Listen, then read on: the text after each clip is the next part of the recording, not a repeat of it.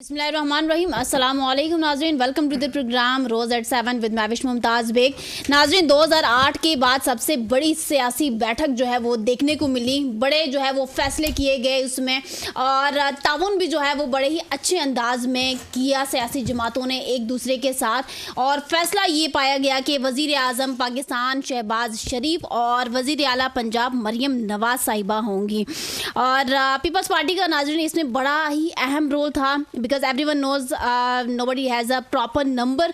तो जो peoples party ने इस खाके में रंग भरना था, बड़ा ही एक यूनिक सा मामला था, लेकिन जिस तरीके से रंग भरा गया वो भी जो है वो इस वक्त लोगों के जहनों में इस वक्त अच्छे अंदाज में बैठ चुका है। बिकॉज पीपल्स पार्टी ने तमाम तर वजारतें लेने से इनकार कर दिया है, और ये भी कहा कि भाई हम प्रॉपर तरीके से जो है वो मुल्की मफादात को मद्देनज़र रखते हुए नून लीग का जो है वो साथ देंगे और उस पर जो है वो एतमाद करेंगे। अब नाज़रीन, ये गेम को इतनी भी सीधी सादी से नहीं नज़र आती, क्योंकि पीपल्स पार्टी की जानिब से भी सदर, चेयरमैन, सेनेट स्पीकर कौमी असम्बली और चारों सूबाई गवर्नर्स के लिए अपने अपने उम्मीदवार भी खड़े किए जाएंगे।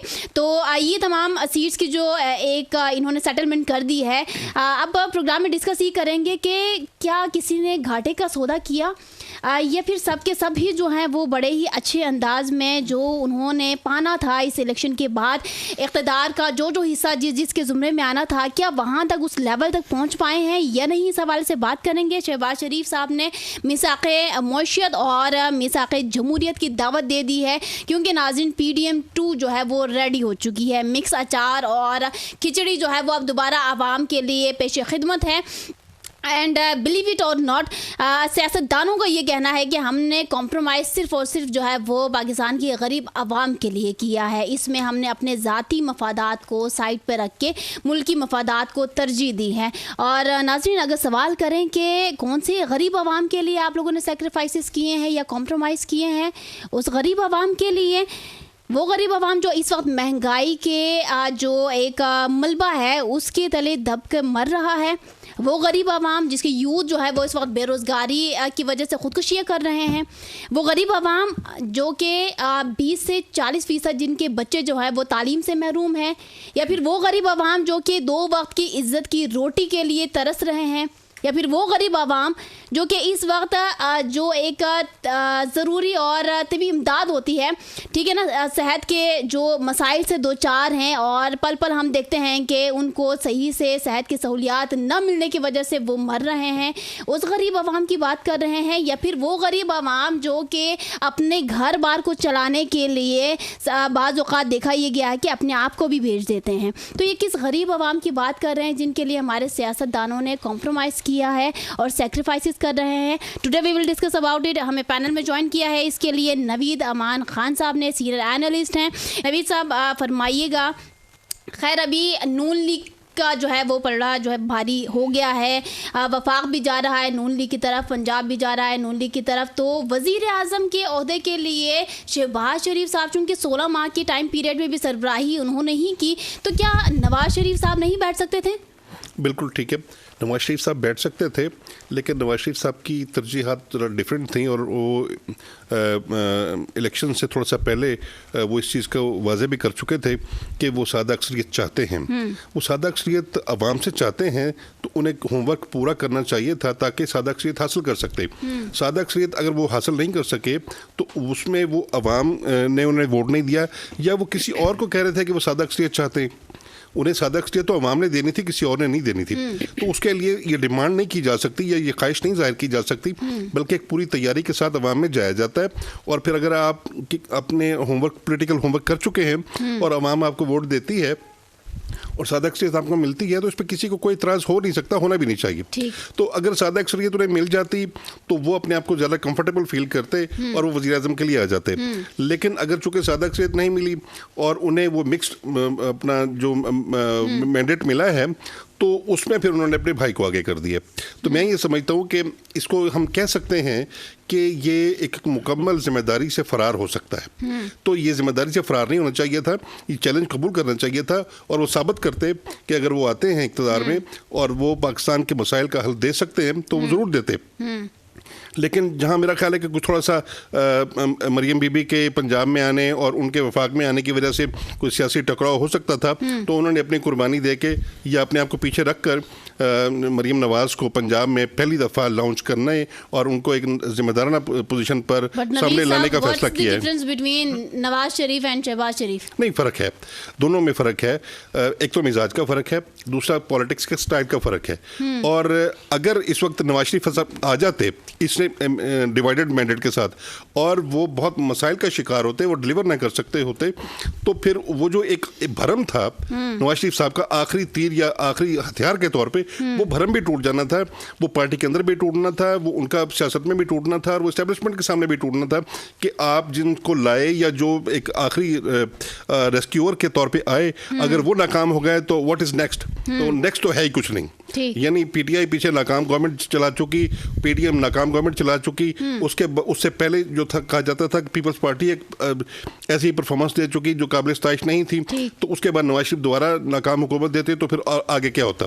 फिर आगे तो फिर हमारे पास वो हल है जो नहीं होना चाहिए कि पीटीआई पीपल्स पार्टी के मास्टर स्ट्रोक से बाल बाल बची है और उसका उनको फायदा हो गया। अगर वो पीपल्स पार्टी के साथ आ जाती तो वो फिर जो करप्शन वाला और चोर डाकू वाला ड्रामा था वो फिर उनके गले पड़ जाता, तो वो बाल बाल बची, तो उनके लिए फायदे में चला गया। नहीं, लेकिन गोविंद साहब वो एफर्ट तो कर रहे थे ना, वो किसके साथ कर रहे थे? वो जो 180 नंबर जब तक पूरे नहीं होंगे तो तब तक तो वो सभी के साथ एफर्ट करेंगे, पीपल्स पार्टी की तरफ से, पीटीआई की तरफ से। गोविंदल जी, अगर दोनों पीपल्स पार्टी की तरफ से हो तो पीपल्स पार्टी भी तो उधर ही जा रही थी ना, वो की तरफ तो नहीं जा रही थी और वो बच गए उनसे।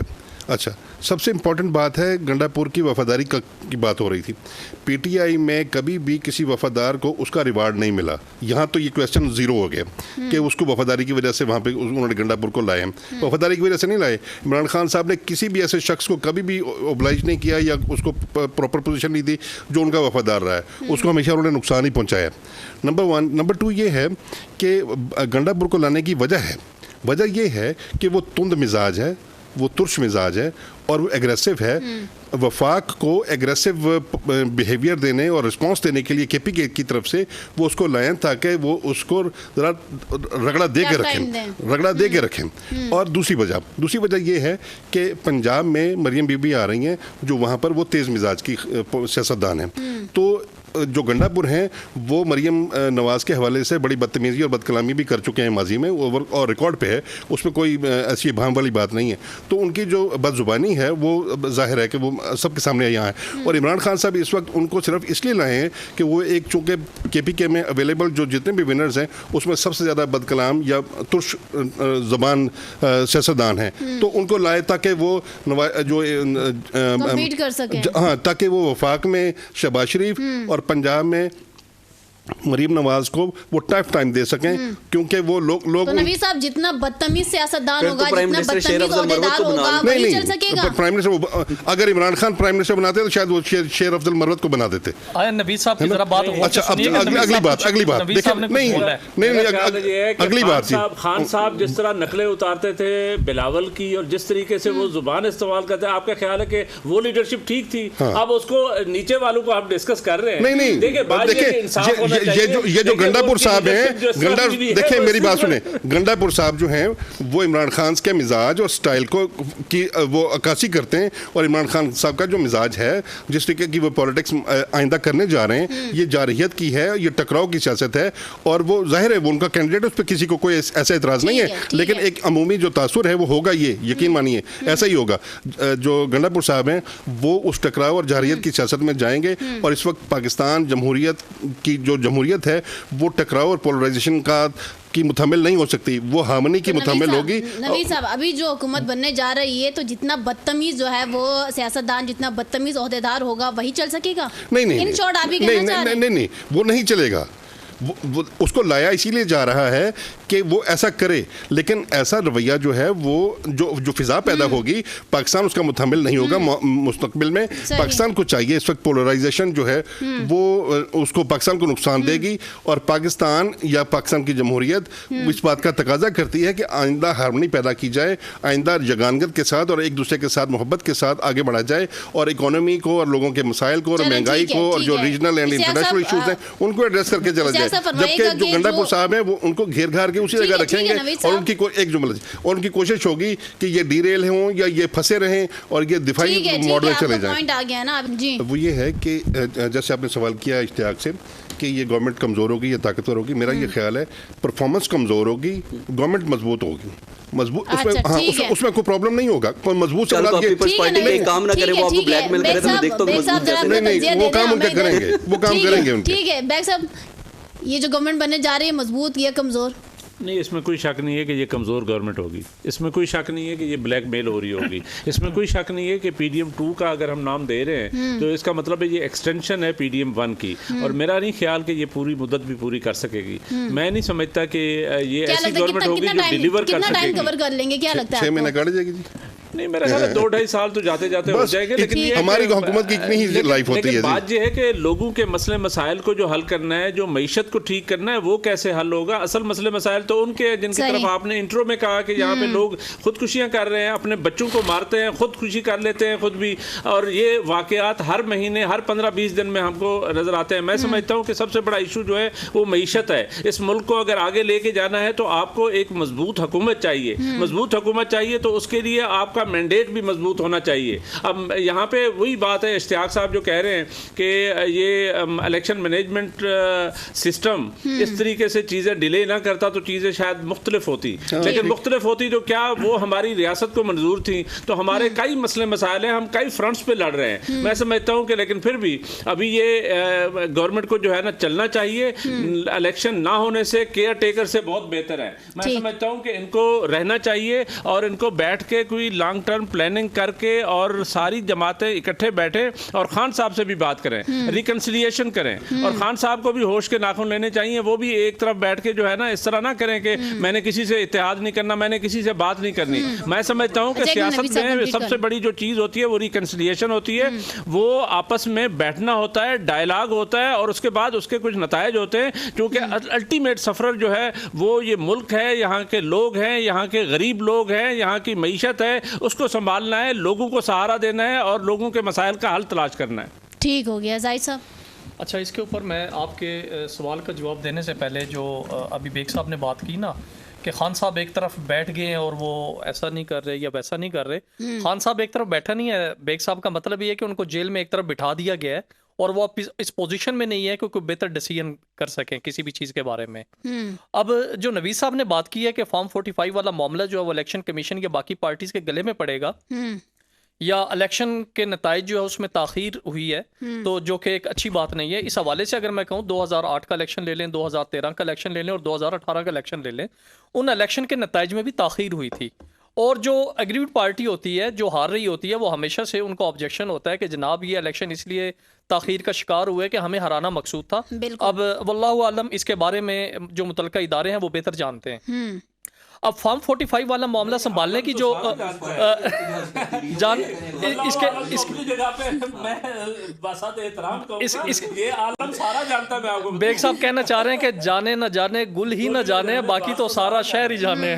सही। अच्छा, फॉर्म 45 वाला जो मामला है जो नवीद साहब कह रहे हैं कि संभाला नहीं जाएगा, इस हवाले से जो मुझे सुनने में आया है और डायरेक्टली और इनडायरेक्टली तो बहुत सारी पॉलिटिकल पार्टीज के लोग उसके ऊपर एतराज़ भी कर रहे हैं कि फॉर्म 45 जो बहुत सारे कैंडिडेट जो शो कर रहे हैं वो असली नहीं है और उनके ऊपर जेली साइन है या जो आरओ के जो असल सिग्नेचर है उससे वो डिफरेंट सिग्नेचर है। उसका जब वो ऑडिट होगा, फोरेंसिक उसका एनालिसिस होगा, कंपैरिजन होगा, तो उसके बाद ही एक पूरी इंक्वायरी होगी, उसके बाद ही उसके बारे में पता चल सकेगा कि कौन जीता और कौन हारा है।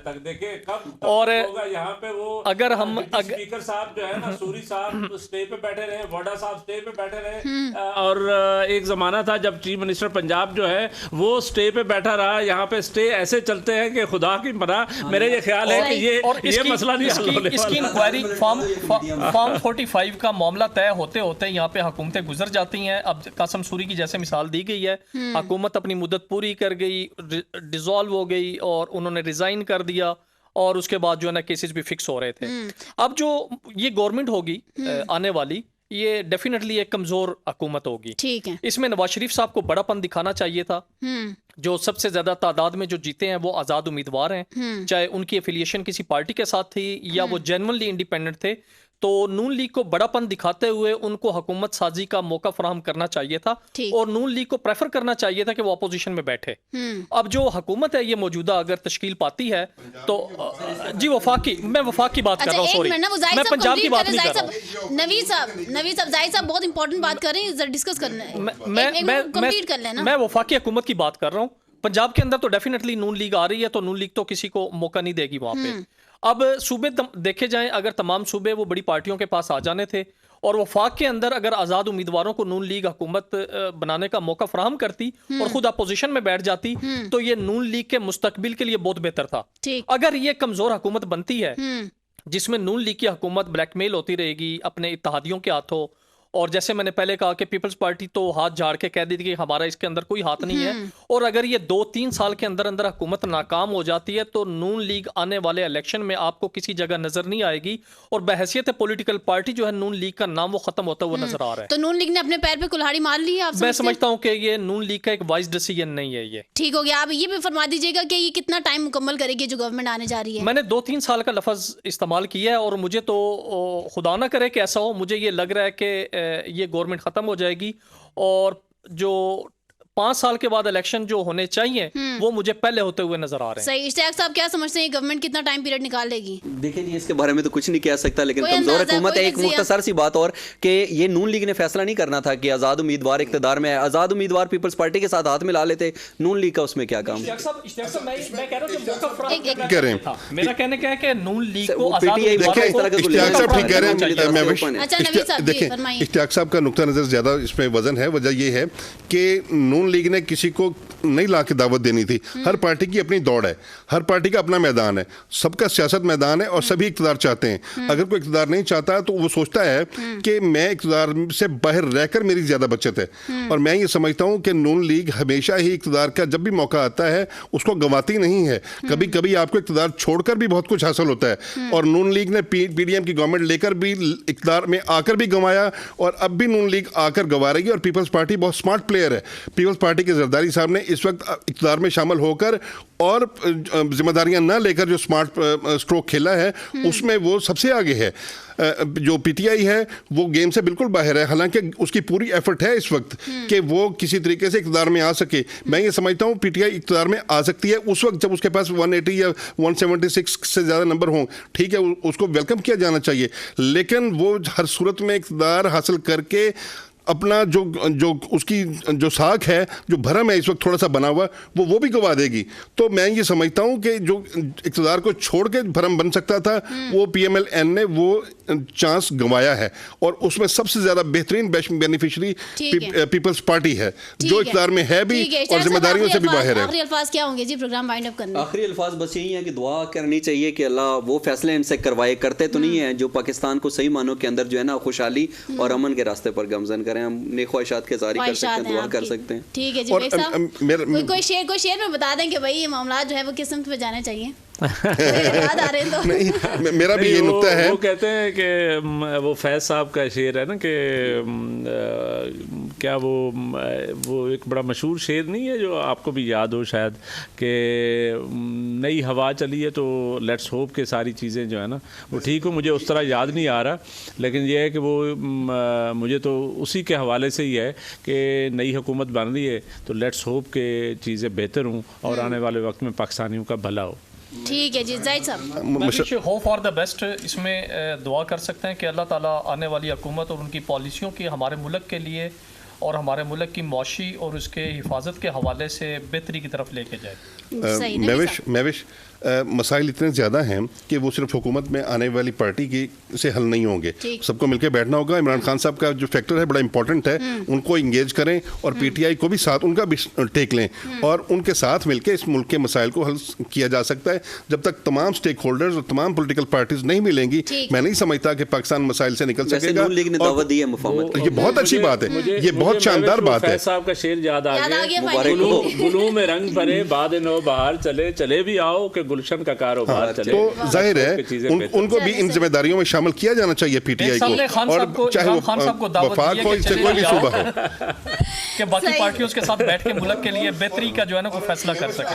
सही, बहुत अच्छा पॉइंट पकड़ा वैसे जाहिद साहब। मैविश आखिरी जुमला ये है कि इमरान खान साहब हमेशा ये कहते रहे हैं और आज भी कहते हैं कि मैं इनके साथ नहीं बैठूंगा, इनसे बात नहीं करूंगा। तो मैं ये समझता हूं कि नून लीग ने उनको साथ बिठाकर बात करने की जो ऑफर की है बहुत जबरदस्त ऑफर है और इमरान खान साहब को इसको गनीमत जानना चाहिए और पाकिस्तान की बेहतरी के लिए उनके साथ मिलना चाहिए। किसका जाती झगड़ा नहीं है। बहुत शुक्रिया आप सबका प्रोग्राम में ज्वाइन करने का। और नाज़रीन, चूंकि बात की जा रही थी कि हुकूमत साजी के मामलात में किसने कितना जो है वो नुकसान उठाया और किसने कितना जो है वो बेनिफिट में रहने के लिए मंसूबे, स्ट्रेटजी, प्लानिंग जो है वो बनाई इस हवाले से। लेकिन नाज़रीन, सबसे बड़ा सवाल जो कि आज के हमारे पैनल ने भी उठाया कि भाई जब अगर तो अल्लाह ना करे को कोई बड़ा ब्लंडर हो जाए, अगर ब्लंडर हो भी जाएगा तो वो सारा का सारा मलबा वापस से किसके सर फेंकना है, अपनी नाअहली का मलबा जो है वो किसके सर फेंकना है, ये सवाल जो है वो बाकी रहेगा। And as I always say everything is possible, nothing is impossible, just the word impossible is impossible, otherwise everything is possible. So just believe in yourself, अच्छे काम करें अच्छी नीयत के साथ। इसी के साथ मुझे दीजिए इजाजत, इंशाल्लाह नेक्स्ट प्रोग्राम में दोबारा हाजिर होंगे। तब तक के लिए अल्लाह हाफिज़।